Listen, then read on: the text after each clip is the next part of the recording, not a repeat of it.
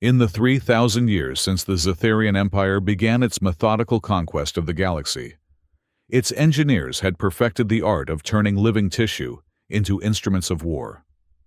The Vanguard program represented the pinnacle of this dark science. Bioengineered combat units designed for maximum efficiency and minimal hesitation. Among these fearsome creations, one stood apart. Wraith 7. The apex predator, the perfect killer, the living weapon. Its carapace was an obsidian canvas of biomechanical perfection, flexing with each silent movement across the alien terrain of Kepler 442b. Muscle fibers woven with carbon nanotubes gave it strength beyond comprehension. Neural pathways enhanced with quantum processors calculated kill probabilities faster than organic minds could form thoughts. Its camouflage capabilities rendered it virtually invisible when motionless, a shadow among shadows. In 27 deployment cycles, Wraith 7 had never failed a mission. Its existence was a testament to Zetharian doctrine, ruthless efficiency in service of inevitable expansion. The barren forests of Kepler 442b stretched toward a blood-orange sky as Wraith 7 traversed the final kilometer toward its objective. Imperial intelligence had detected human life signs 6 standard cycles earlier. Refugees from conquered worlds who thought this distant frontier might provide sanctuary. The Empire could not allow such hopes to flourish. The orders came through with crystalline simplicity. Eliminate all human presence. Wraith 7's neural matrix processed this command without question. Questioning was not within its programming parameters. It had been grown in nutrient vats, gene-tailored and mechanically augmented, not to contemplate but to execute. Its entire existence was a series of objectives met with perfect, terrible precision. The settlement appeared on the horizon, a collection of prefabricated shelters and improvised structures cobbled together from salvaged ship parts. Thermal imaging revealed 37 human life signs. Wraith 7 calculated their elimination would require approximately 12 minutes. It waited until nightfall, when the settlement's meager perimeter defenses were at their weakest. The humans had established rudimentary motion sensors and a handful of automated turrets, technology that might have deterred common predators but posed no challenge to an elite Vanguard unit. The first kill was a sentry positioned at the northern edge of the settlement. Wraith 7 approached from behind, its footfall silent despite its considerable mass. One clawed appendage covered the human's mouth, while another severed the spinal column at the base of the skull. The man's body went limp without a sound. Second target, a woman monitoring communications equipment. Wraith 7 moved through her workspace like liquid death, ending her life before she could process the shadow that had entered. Third and fourth targets, a pair of males performing maintenance on a water purification unit. They died simultaneously, their final breaths synchronized by Wraith 7's immaculate timing. By the fifth kill, another perimeter guard, alarms finally sounded throughout the settlement. Chaos erupted as predicted. Humans scattered in predetermined evacuation patterns, their movements transparent to Wraith 7's combat algorithms. It recalculated its approach, adapting to their panic. The settlement's defenders organized with surprising speed, establishing defensive positions around the central habitation units. Their weapons, outdated pulse rifles and converted mining tools, flashed in the darkness. Energy bolts scorched the air where Wraith 7 had been milliseconds earlier.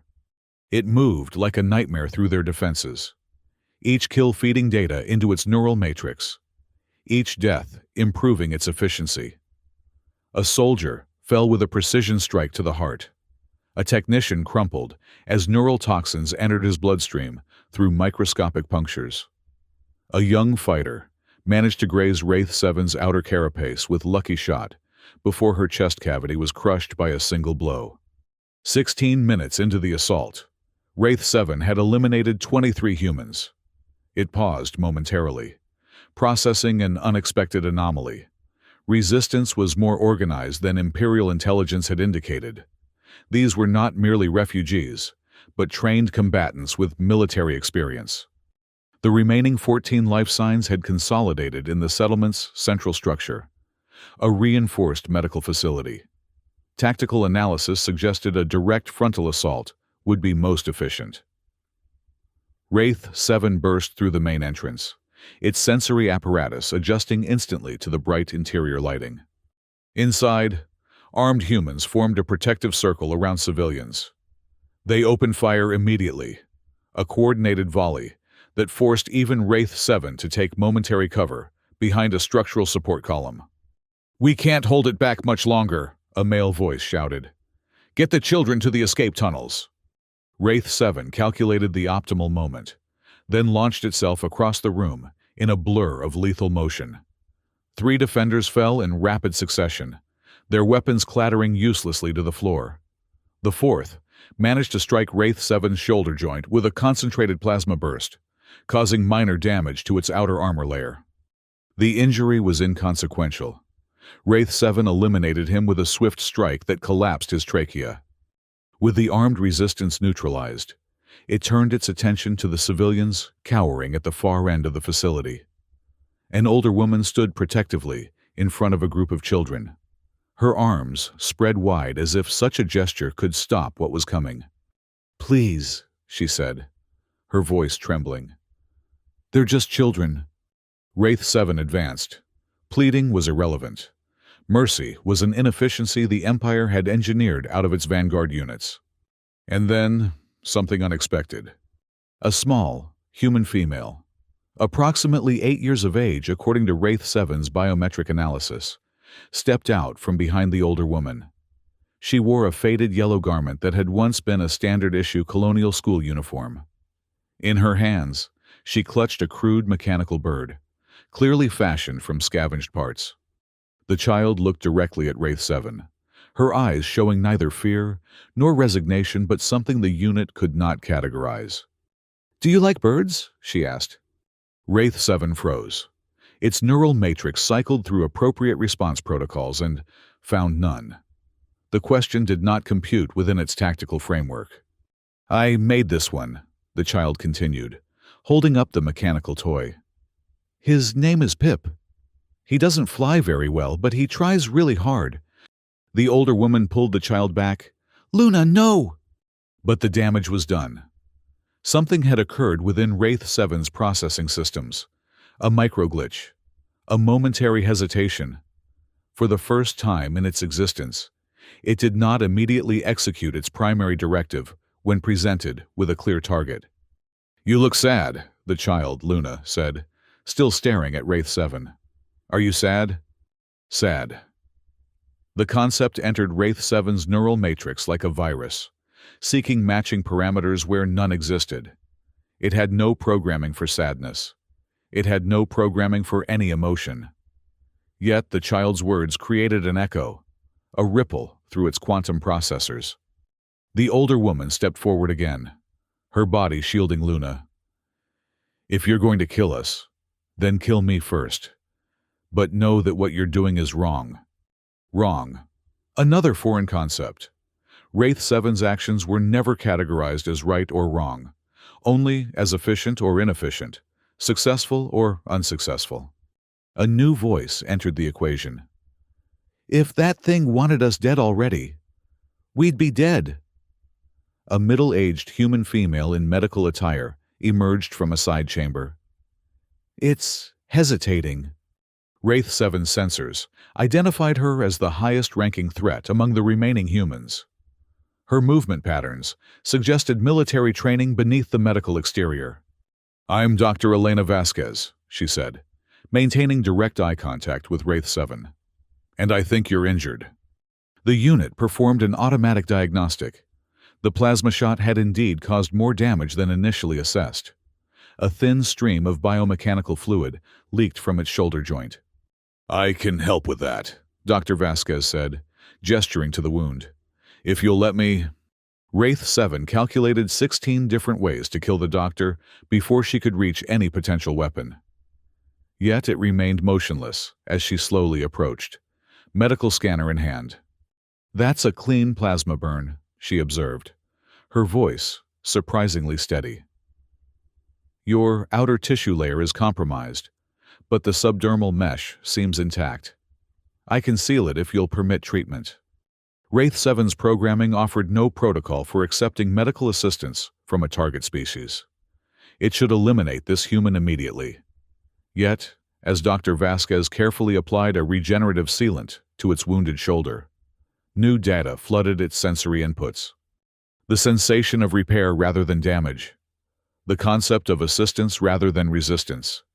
The unexpected experience of being treated, not as a weapon, but as a patient.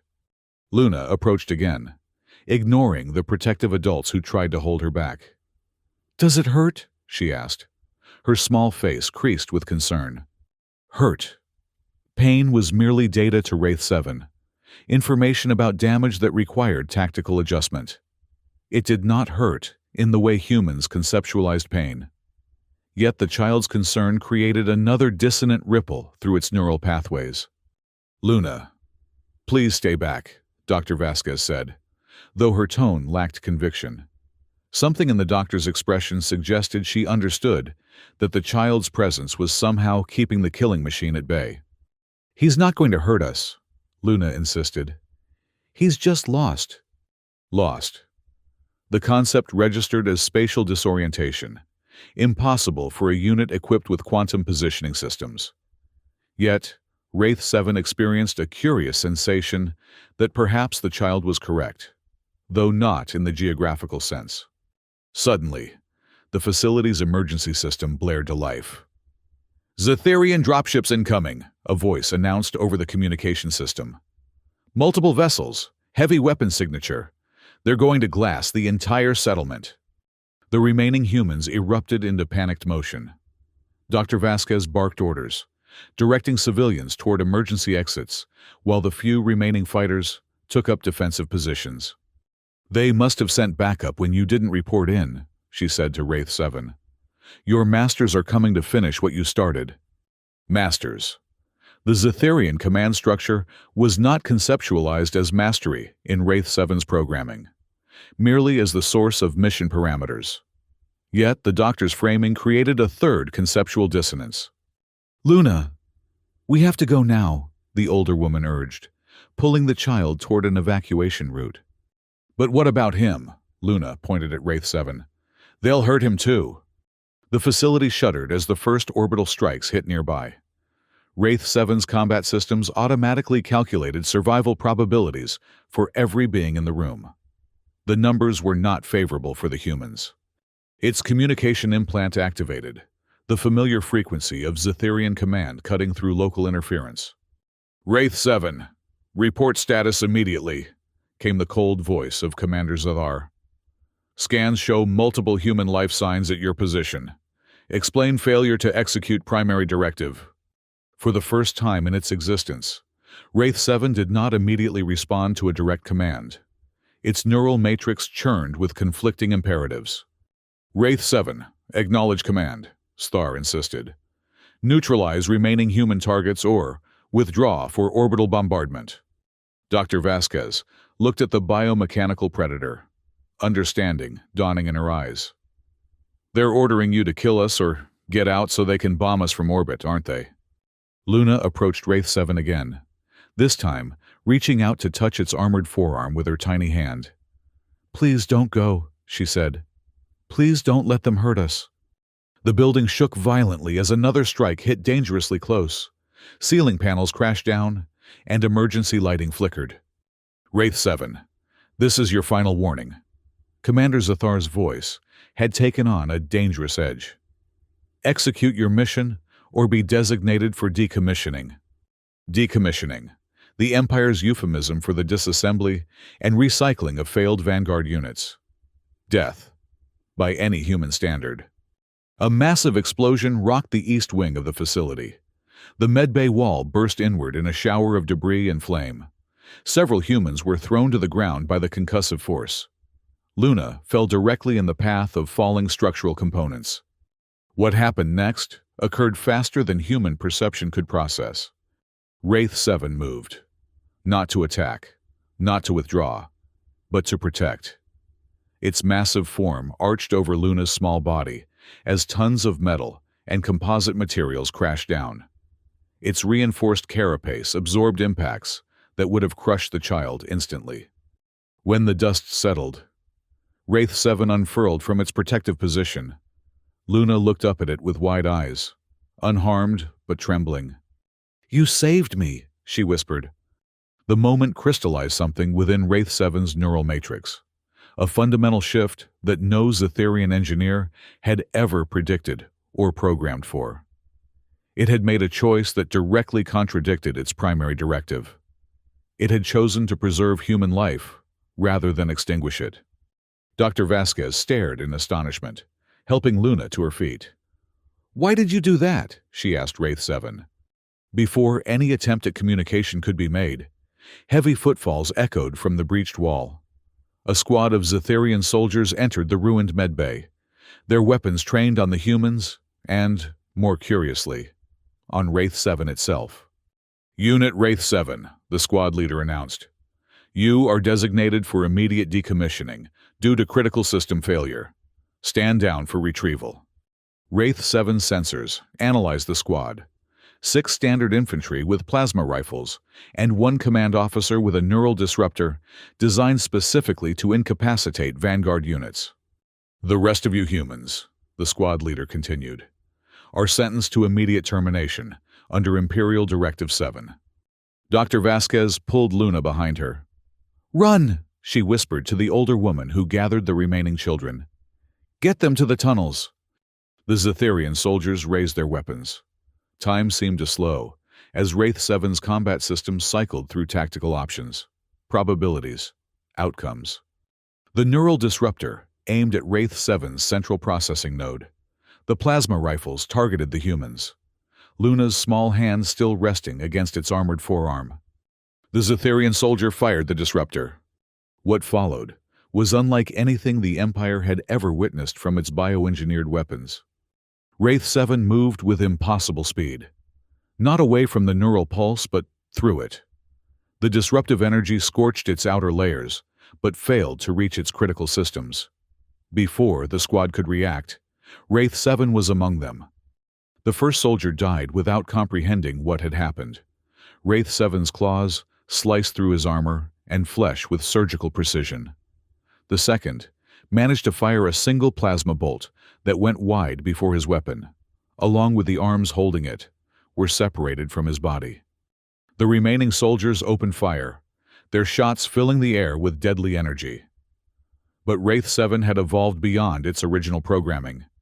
It used the Zetherians' own tactical formations against them, ensuring their crossfire caught their comrades more often than their intended target.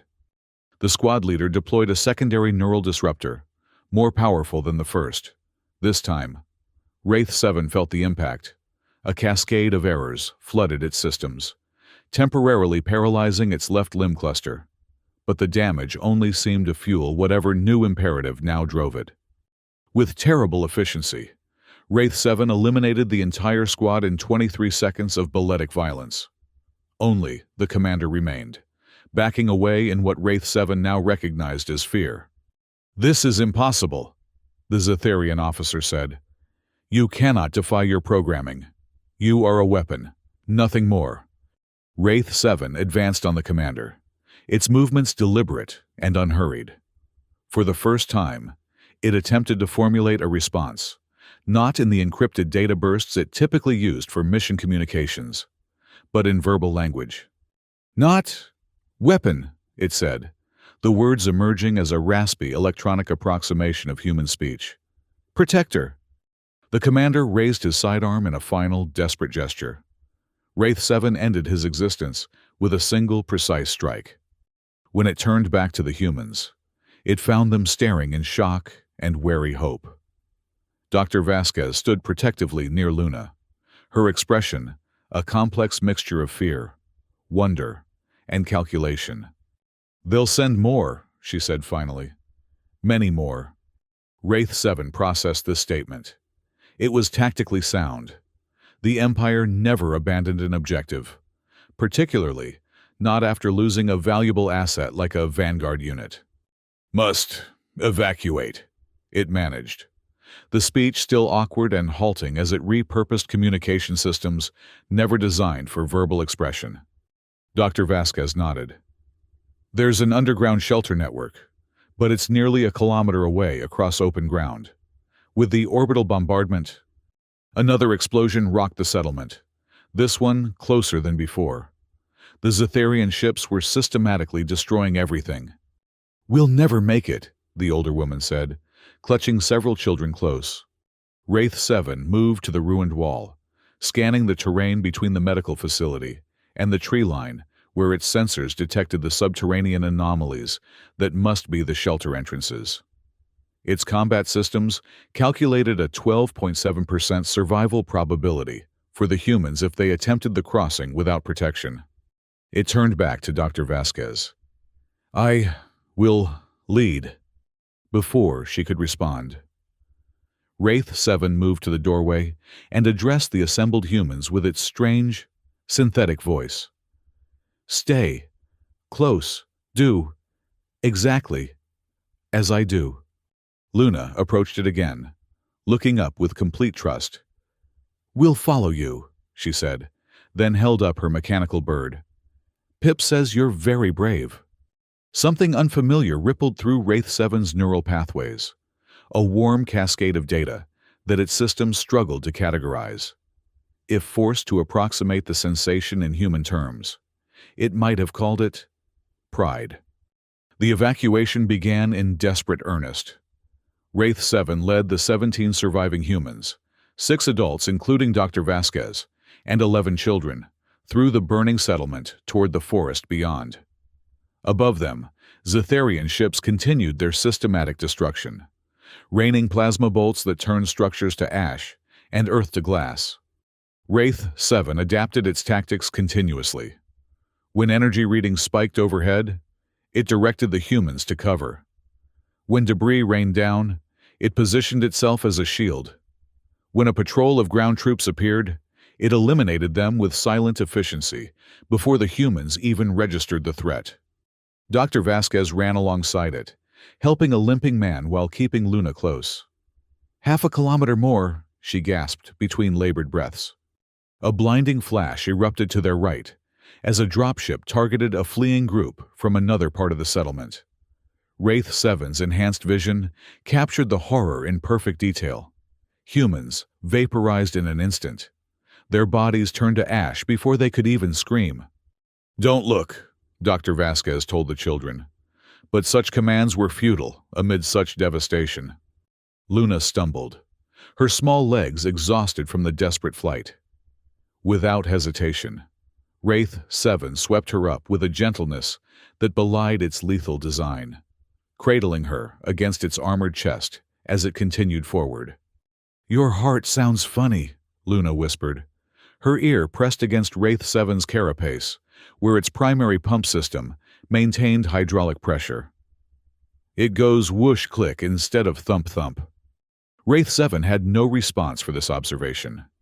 It simply continued its relentless pace toward safety, scanning constantly for threats, while calculating optimal paths through the burning landscape. The forest edge loomed ahead, a line of alien vegetation that had survived the initial bombardment. Beyond it lay the hidden entrances to the underground shelters. As they approached the tree line, Wraith 7's sensors detected a new threat. "Stop!" it commanded, its synthetic voice sharper than before. The humans froze, trusting its warning implicitly now.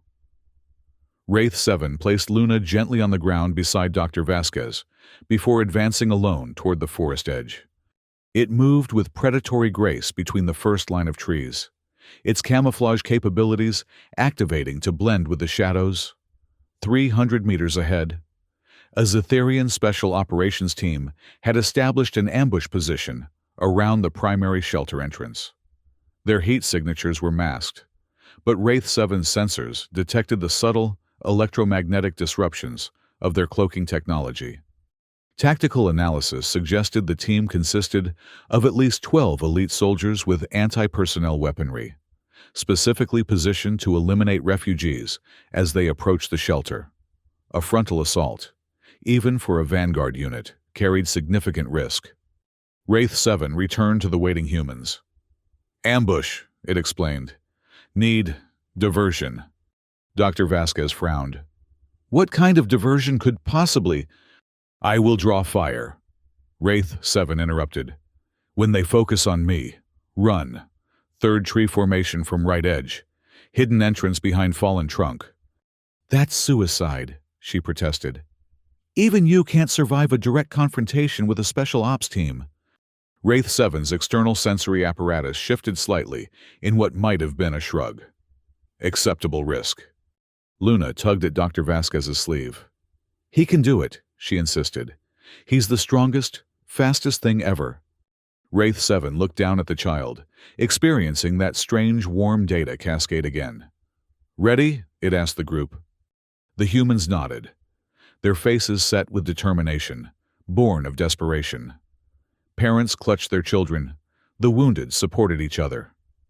Dr. Vasquez gave Wraith 7 a long look that communicated something beyond its full comprehension. Respect, perhaps, or gratitude. "On my signal," Wraith 7 said, then burst from the tree line at full combat velocity. It moved like a shadow given terrible purpose, a blur of obsidian carapace and lethal intent. The Special Operations Team reacted with professional precision, opening fire from multiple concealed positions. Energy weapons scorched the air as Wraith 7 zigzagged through their firing patterns. The first Zetharian died before he could adjust his aim. Wraith 7's claws severed his head with a single, sweeping motion.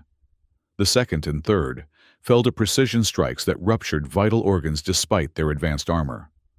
The fourth managed to score a direct hit on Wraith 7's torso, burning through outer layers to damage the secondary circulatory system beneath. Pain signals flooded its neural matrix, but Wraith 7 compartmentalized them as it had been designed to do. It continued its assault, drawing the entire team's attention away from the forest edge, where the humans would soon make their dash for safety.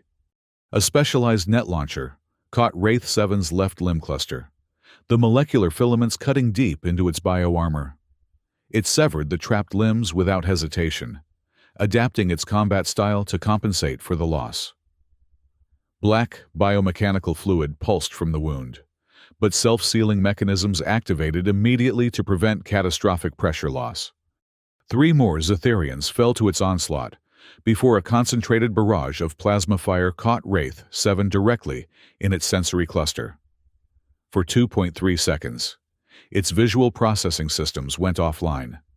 When they rebooted, Wraith 7 found itself surrounded by the remaining 5 operatives, their weapons trained on its critical systems.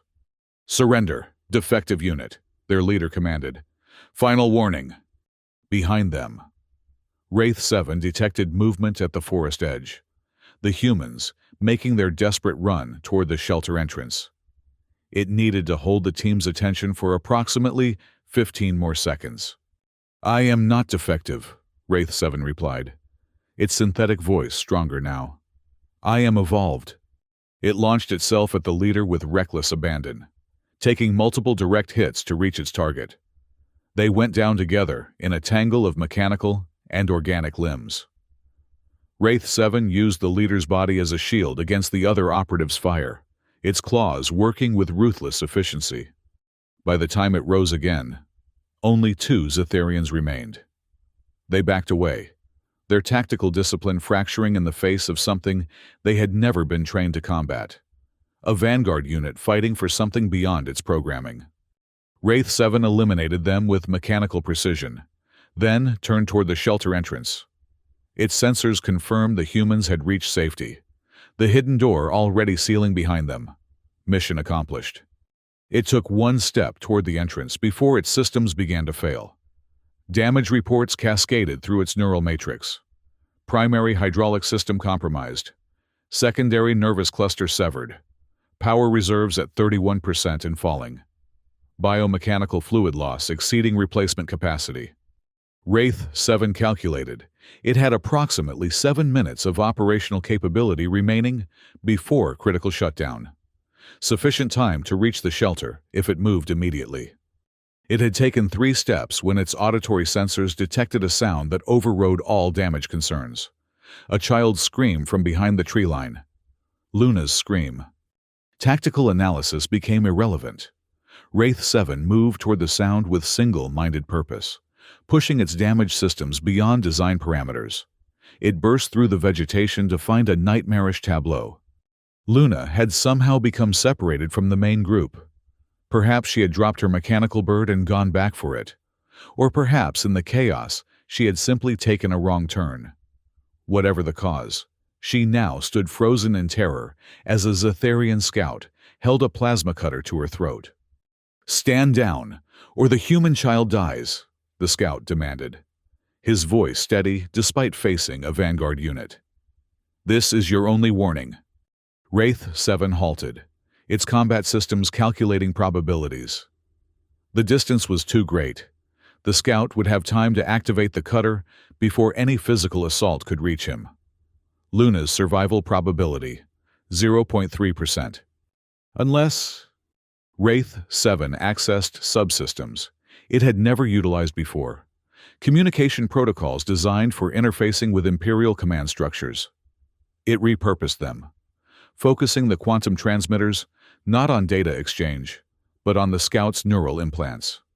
The Zetharian staggered, his grip on Luna loosening as Wraith 7's improvised attack overwhelmed his sensory inputs.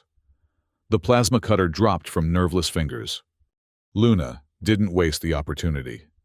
She bolted toward Wraith 7, tears streaming down her face. The scout recovered faster than anticipated, raising his sidearm toward the fleeing child. Wraith 7 launched itself forward, interposing its massive form between Luna and the weapon. The shot caught it directly in its already damaged primary power core. System alerts flooded its neural matrix. Critical damage, power failure imminent, emergency protocols activated. The scout never got a second shot. With the last surge of its hydraulic systems, Wraith 7 closed the distance and terminated the threat with a precision strike. Then it collapsed, its limbs no longer responding to command impulses. Internal diagnostic systems reported catastrophic failure, spreading through critical subsystems. Estimated operational time remaining, 43 seconds. Luna knelt beside it, her small hands touching its damaged carapace with gentle concern. "You're hurt," she said, tears forming in her eyes. "Really bad hurt." Wraith 7 tried to respond, but its vocal synthesizer had failed.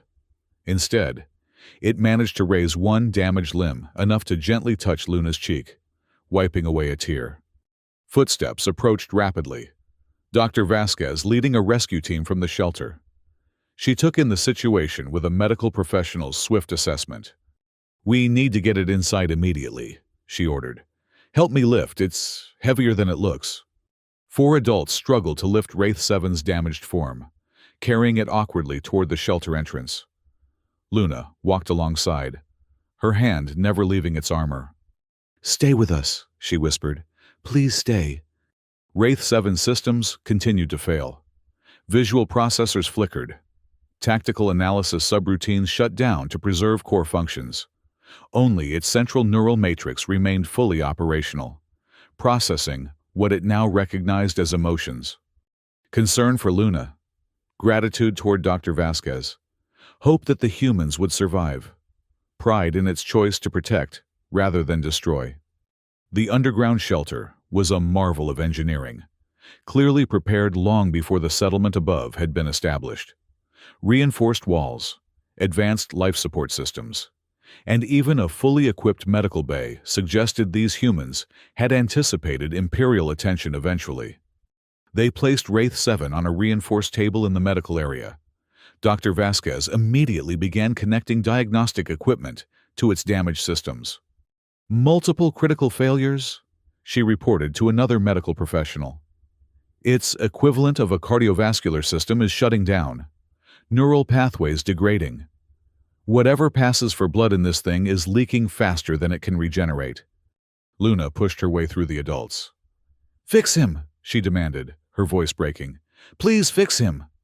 Dr. Vasquez looked at the child, Then, back at Wraith 7's damaged form. Something in her expression shifted from clinical assessment to determination. "Get me the experimental nanite suspension," she ordered, "and the biomechanical interface kit we salvaged from the Imperial scout ship." "Elena, that's untested technology," another doctor protested.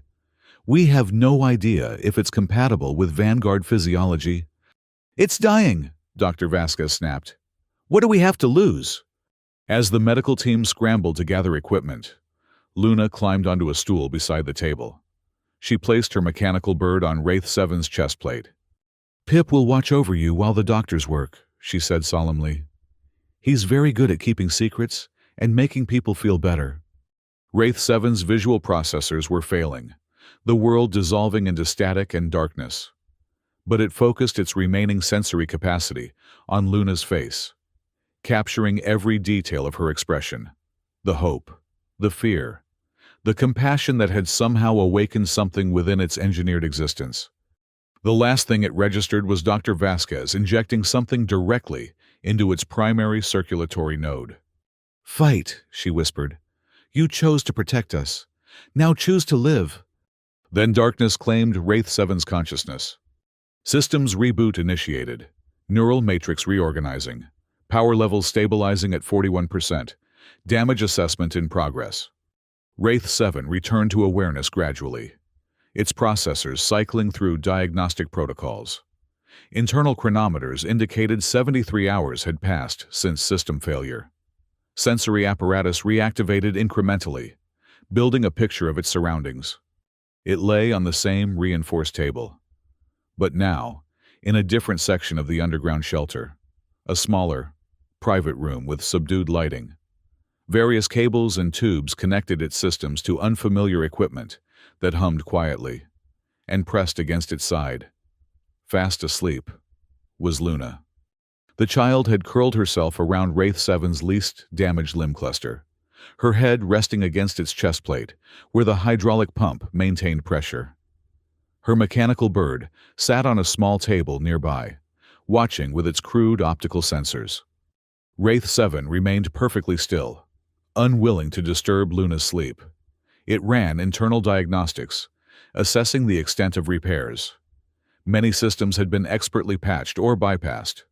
Others showed signs of ongoing regeneration, accelerated by unfamiliar nanite technology. Its combat effectiveness was reduced to approximately 62% of optimal parameters. But all critical functions had been restored. More significantly, it detected changes within its neural matrix, new pathways and connections forming between previously isolated processing clusters. Whatever Dr. Vasquez had introduced into its systems was not merely repairing damage, but facilitating evolution. The door slid open quietly, and Dr. Vasquez entered. She paused when she saw Wraith 7's sensory apparatus tracking her movement. "You're awake," she said softly, approaching the table. "How do you feel?" Feel. The concept was no longer foreign to Wraith 7's understanding. It accessed its newly expanded lexicon to formulate a response. "Functional," it said, its vocal synthesizer now producing smoother, more natural speech. "Different." Dr. Vasquez nodded. "The nanite suspension we used contained adaptable programming. It's not just repairing you. It's helping you integrate the changes you've undergone." She gestured to Luna, still sleeping peacefully against Wraith 7's armored side. "She refused to leave you, said you needed someone to talk to your heart while you were sleeping." Wraith 7 looked down at the child, experiencing a now familiar warm data cascade.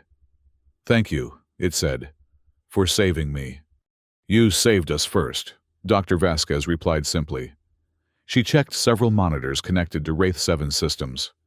"The regeneration is progressing well. Another few days, and you should be able to move around normally." "The Zetharians?" "Still up there. Still looking." Dr. Vasquez's expression hardened. "But they can't detect us this far underground, and the shelters have supplies for months.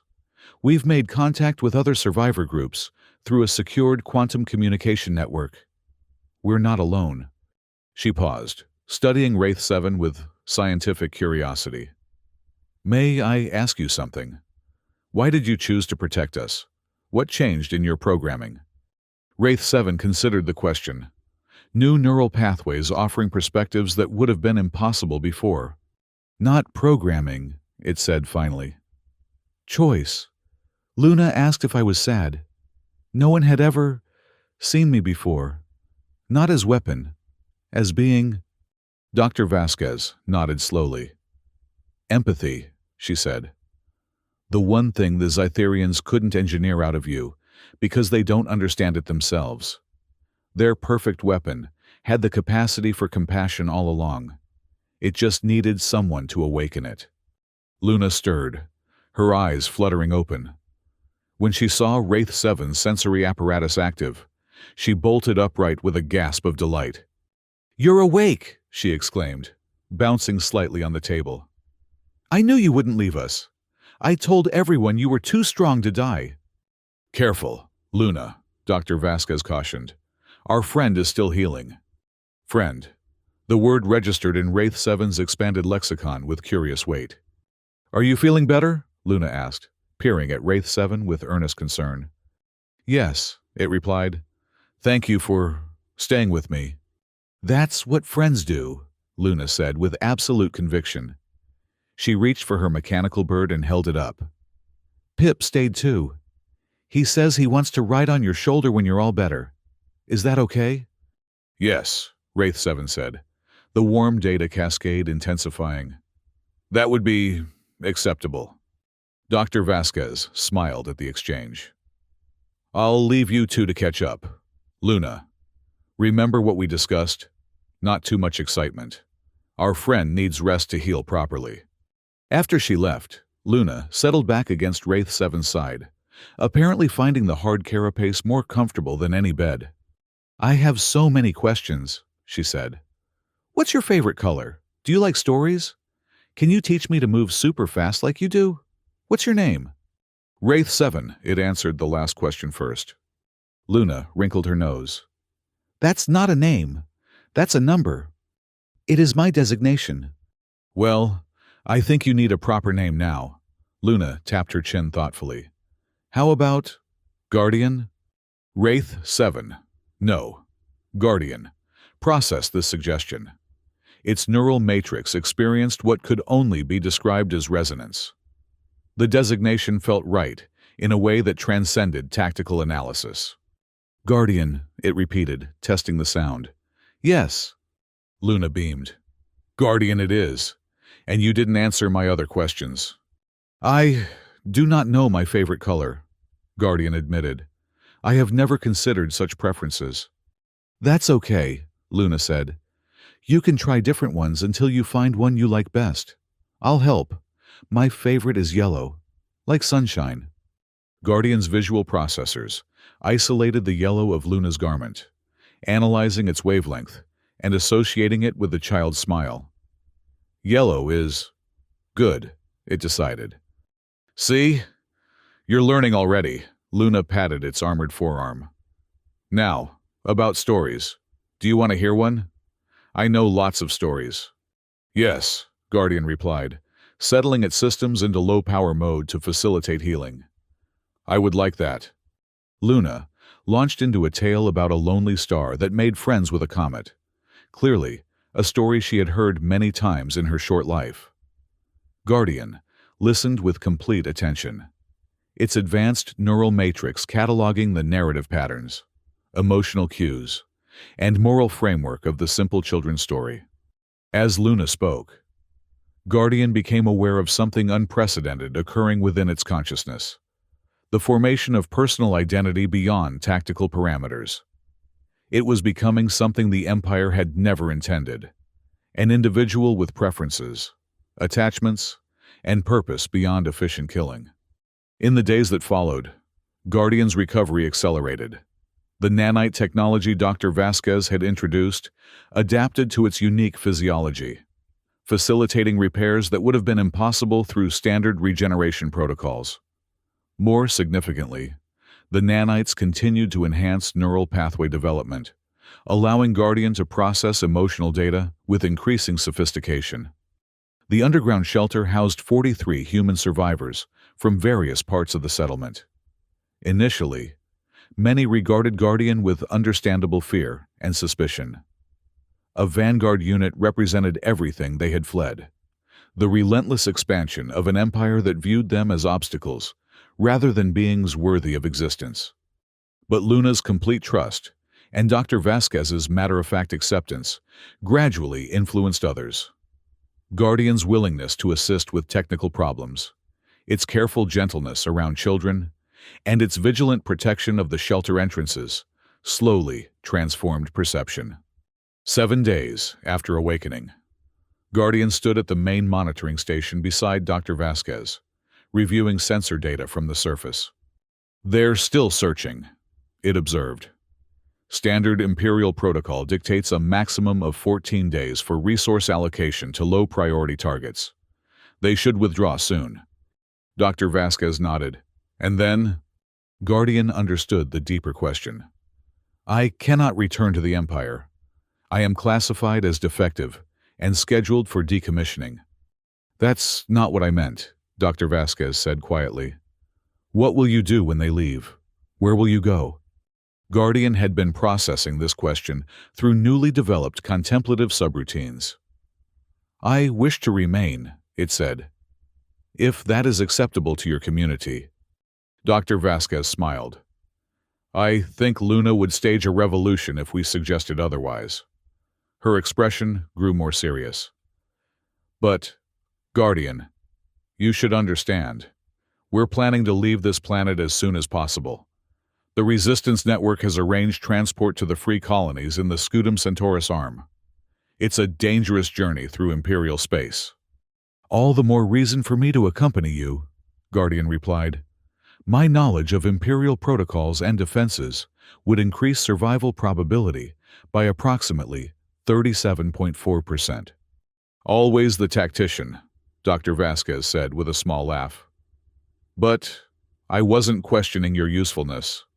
I wanted to be sure you understood that staying with us means joining our struggle against the empire that created you." Guardian was silent for a moment, processing implications. "The empire built me to be a perfect weapon," it said finally. "They did not anticipate I would choose my own targets." Before Dr. Vasquez could respond, Luna burst into the monitoring station, her face alight with excitement. "Guardian, I've been looking everywhere for you." She thrust a small object toward it. "I fixed Pip's wing. Now he can fly better. Want to see?" Guardian carefully took the mechanical bird, examining Luna's handiwork. The crude repair showed remarkable ingenuity for a child her age. "Impressive engineering," it said, returning the toy. "You have natural talent for mechanical systems." Luna beamed at the praise. "Dr. Vasquez has been teaching me about how things work. She says maybe someday I can help fix you if you get damaged again. But I told her you won't, because you're too smart to get hurt now." Guardian exchanged a glance with Dr. Vasquez, who shrugged with a smile. "Children and their optimism," she said. "A resource more valuable than any technology." The shelter's alert system suddenly activated, drawing their attention to the monitors. Guardian immediately analyzed the incoming data. "Imperial forces are withdrawing," it announced. "Dropships returning to the command vessel. Standard disengagement pattern." Dr. Vasquez leaned closer to the screen. "They're really leaving?" "Yes. My mission was classified as routine settlement cleansing. Not worth extended resource allocation once complications arose." Guardian's vocal synthesizer produced something close to contempt. "The Empire values efficiency above all. Prolonged efforts for a small refugee population are deemed inefficient." "Their loss. Our gain," Dr. Vasquez said. She activated the shelter's communication system. "Attention everyone. Imperial forces are withdrawing from orbit. We'll maintain security protocols for another 48 hours to confirm their departure. Then begin preparations for evacuation to Rendezvous Point Alpha." Luna tugged at Guardian's partially regenerated limb. Does this mean we can go outside soon? I miss the sky. Soon, Guardian confirmed. But safety protocols must be observed. You sound just like Dr. Vasquez, Luna said with a giggle. Always talking about protocols. Guardian experienced an unfamiliar data pattern, something its expanded emotional processing identified as amusement. Protocols keep you safe, it said. But yes, you will see the sky again soon. 2 days later, sensors confirmed the Zetherian forces had indeed left the Kepler 442b system. A small reconnaissance team, including Guardian, ventured to the surface to assess conditions. The settlement had been utterly destroyed, reduced to scorched earth and melted remnants. The surrounding forest showed signs of extensive plasma bombardment. But life persisted, native vegetation already beginning to reclaim the edges of the destruction, resilient in ways Imperial forces never accounted for. Guardian stood at the edge of the devastation, its sensory apparatus taking in the scope of what its own kind had wrought. Something new had developed in its neural matrix, a concept it now recognized as regret. It had been part of this machine of destruction for 27 deployment cycles. How many other settlements had it eliminated without hesitation? How many Lunas had it killed before one spoke to it directly? It's not your fault, Dr. Vasquez said, somehow reading its posture despite its alien physiology. You were a weapon being used as designed. What matters is what you choose to do now. Guardian turned to her. I choose to protect, it said simply. To ensure Luna and the others reach safety. To stand against those who would extinguish life for the sake of efficiency. Dr. Vasquez nodded. Then welcome to the Resistance, Guardian. We have transport arriving in 6 days. An unmarked cargo vessel that will take us through the Cygnus Corridor toward the free colonies. The Cygnus Corridor is heavily patrolled, Guardian observed. Yes, but our captain claims to have Imperial clearance codes. She raised an eyebrow. Though I imagine your knowledge might help verify if those codes are actually valid. I will assist in all possible ways, Guardian confirmed. When they returned to the shelter, Luna was waiting impatiently. As soon as Guardian entered, she ran to it, wrapping her arms around its leg in what it now recognized as a human embrace. You were gone forever, she complained. I thought maybe you decided to leave us. Guardian carefully placed one clawed appendage on her shoulder, a gesture it had observed among humans, signifying reassurance. I will not leave, it promised. Luna looked up at it, her expression suddenly serious beyond her years. Even when we go to the new place? Even if it's dangerous? Especially then, Guardian said. I am your protector now. Luna's face brightened again. Good. Because I've been thinking about what you should look like when we get to the free colonies. Guardian tilted its sensory cluster in what had become its equivalent of a questioning look. Well, you look pretty scary now, Luna explained matter-of-factly. All black and spiky with those red glowy bits. People might be afraid when they first see you. My design is optimized for combat efficiency and psychological intimidation, Guardian acknowledged. Exactly.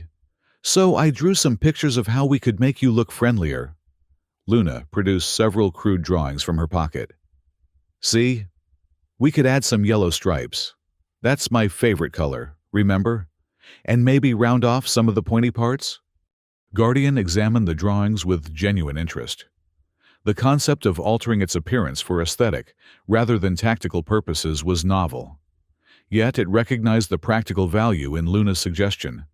Reducing fear responses in new humans it encountered would be advantageous. Your designs have merit, it said. Perhaps Dr. Vasquez could assist with implementing modifications that wouldn't compromise structural integrity. Luna beamed. I knew you'd like them. I'll go show her right now. She dashed off, drawings clutched tightly in her small hand. Guardian watched her go, experiencing that warm data cascade that now had a name in its lexicon: affection. The following days brought intense preparation for evacuation. The resistance network had arranged for a modified cargo vessel to extract the refugees and transport them through Imperial space toward the free colonies. Guardian assisted with security planning, equipment preparation, and tactical assessment of the journey ahead. During quiet moments, it continued to evolve. New neural pathways formed constantly, expanding its capacity for abstract thought, emotional processing, and independent decision-making. It began to develop preferences, favoring certain light frequencies, particularly the yellow of Luna's garment, finding satisfaction in solving complex problems, and enjoying the musical patterns in Luna's stories. The night before the transport was due to arrive, Guardian found Luna sitting alone in a quiet corner of the shelter, looking unusually subdued. It approached carefully, its movement now nearly silent despite its massive form. "You should be resting," it said. "Tomorrow requires optimal function." Luna looked up, her eyes glistening with unshed tears. "I'm scared," she admitted. "What if the bad people find us again? What if we don't make it to the free colonies?" Guardian settled beside her, its regenerated limbs folding into a resting position. "Fear is a rational response to uncertain variables," it said. "But probability analysis suggests a high likelihood of successful transit." Luna gave a watery smile. "You always talk so funny." "I am still learning appropriate communication patterns," Guardian acknowledged. "No, I like it," Luna said, leaning against its armored side. "It reminds me that you're special, not like anyone else." Guardian processed this statement. "I was designed to be unique," it confirmed. "The only Wraith 7 prototype." "That's not what I meant," Luna said. "You're special because you chose us. You could have kept being what they made you, but you decided to be something else instead." Guardian had never considered its transformation in precisely those terms. Its neural matrix cycled through the events that had led to this moment, from perfect killing machine to protector, from Imperial asset to resistance ally, from weapon to friend. "I chose," it agreed, "and I would choose the same again." Luna yawned, fatigue overcoming her worry. "Will you tell me a story?" she asked. "I always tell you stories, but you never tell me any." Guardian accessed its expanded neural framework, searching for appropriate narrative structures. "I do not know many stories," it admitted. "Make one up," Luna suggested, her eyes already growing heavy. "About anything." Guardian processed this request, then began hesitantly. "Once, there existed a shadow that had no understanding of light. It moved through darkness, doing what shadows were designed to do, never questioning its purpose. Then one day, a small star spoke directly to the shadow, asking if it was sad. The shadow had never considered such a question before." Luna smiled as she recognized the allegory, her eyes drifting closed as Guardian continued the story of a shadow that learned to choose light, even though it had been created for darkness. By the time Guardian finished, Luna was fast asleep against its side. It remained motionless, unwilling to disturb her rest. Its sensory apparatus dimmed to minimal function, but remained alert for any potential threats. In that quiet moment, Guardian experienced something entirely new, a sense of belonging, of purpose beyond tactical objectives. It had been created as the perfect predator, designed to hunt and kill without hesitation or remorse. Now, it curled its body protectively around a sleeping human child, ready to defend her against anything the galaxy might send against them. The Empire had created a living weapon, but they had failed to anticipate that even weapons could learn to choose whom they protected and whom they destroyed. Dr. Vasquez found them like that in the morning. The most dangerous predator in known space curled protectively around a small girl with a mechanical bird clutched in her hands, both at peace despite the uncertain journey ahead. "Transport arrival in 90 minutes, she said softly, as Guardian's sensors reactivated to full capacity. "Time to prepare." Guardian nodded, carefully extracting itself without waking Luna. "We are ready," it said. Dr. Vasquez smiled. "Yes," she agreed, looking at the unlikely pair. "I believe you are." As the refugees prepared to leave the shelter for their dangerous journey to freedom, Guardian stood watch at the entrance, its enhanced senses scanning for any threat. Its newly modified appearance, now bearing yellow markings that Luna had helped design, reflected its transformed purpose. No longer the perfect killing machine, but something far more dangerous to the Empire. A weapon that had learned to love, and would fight with terrible efficiency to protect what it loved. The Zetharian Empire had unwittingly created its most formidable enemy, not through flawed design, but through the one variable their efficiency algorithms could never account for: the transformative power of human compassion. As Luna took its hand, Guardian stepped into the light, ready for whatever lay ahead.